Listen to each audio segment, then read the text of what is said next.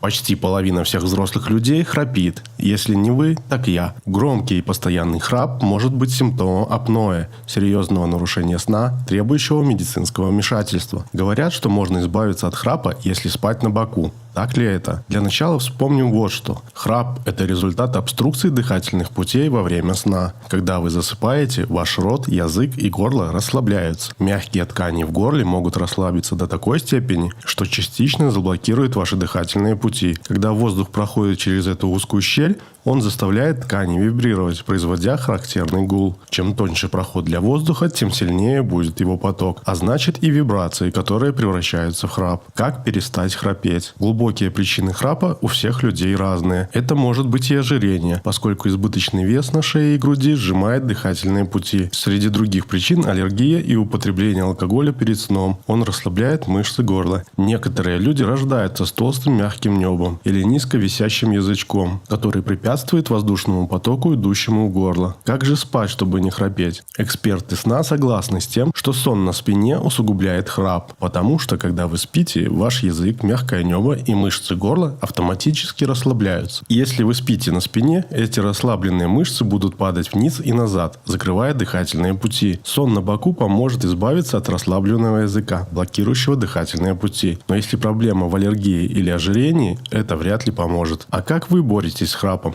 Расскажите в комментариях под роликом и подписывайтесь на канал. Пока-пока.